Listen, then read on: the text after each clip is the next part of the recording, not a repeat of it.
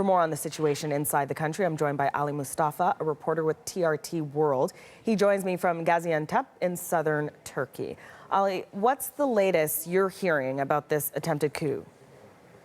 Well, we were in Gaziantep, me and my team. We arrived here about a week ago to cover stories out of Syria. Gaziantep is a city on the Turkey-Syria border, and it has been at the forefront of the refugee influx from Syria into Turkey and then onwards to Europe. It's estimated that the 2.7 million refugees that are currently in Turkey, a million of those passed through Gaziantep. We'll get to that in a bit. Why is that important in this current context? This refugee crisis, the war in Syria, the war in Iraq has put immense pressure on Turkey's position, not only in the region, but also internally. There have been cracks that have emerged over the past year, ever since elections were held last year in 2015, June 2015.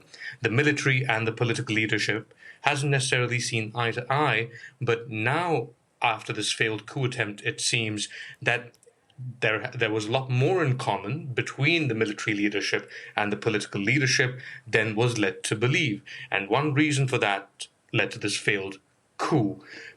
Things are calming down here in Gaziantep. Last night, when news was spreading of violence in Ankara and Istanbul, people took to the streets. There were no tanks, there were no armored vehicles. There was a presence of police on the streets of Gaziantep, but they were restrained. In fact, in some instances, we noticed they were prodding protesters on, encouraging them cautiously, and tens of thousands, in fact, 6,000 demonstrators gathered at the central square in Gaziantep. Thousands more were on the streets of Turkey's fifth largest city. Keep in mind that this was far away from what was happening in Istanbul and Ankara. So first protests overnight, today celebrations? Tell me more about that.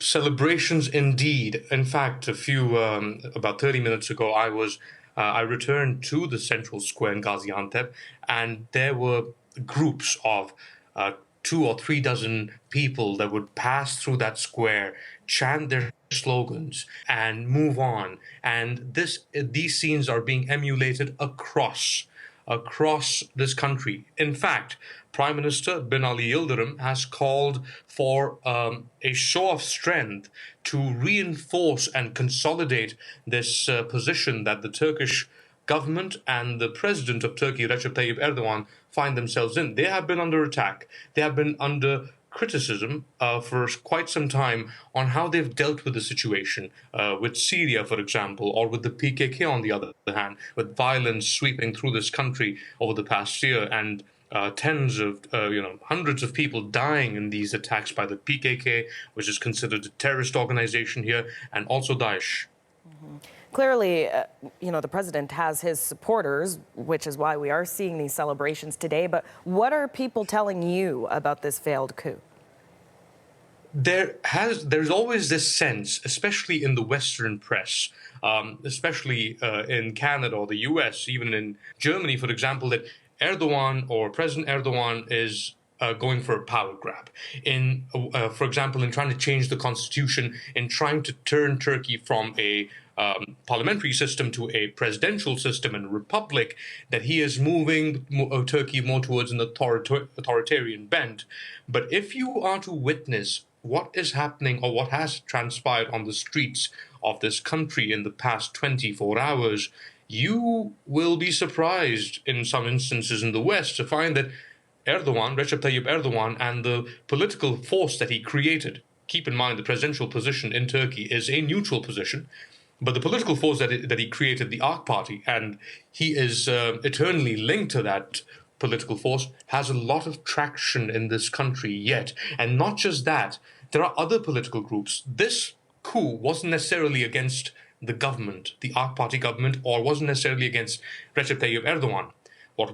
The sense that we got from the people was that they said this coup was against the people of this country. People who voted for the AK Party, people who voted for the CHP, people who voted for the MHP, and so on and so forth. And all these groups in Parliament today, in unison, made a declaration. They applauded the Prime Minister, Bin Ali Yildirim, who took his position, in fact, a few months ago from Ahmed Davutoglu, who stepped aside. These people, these parliamentarians came together across political divides and stood together in favor of democracy against this failed coup attempt.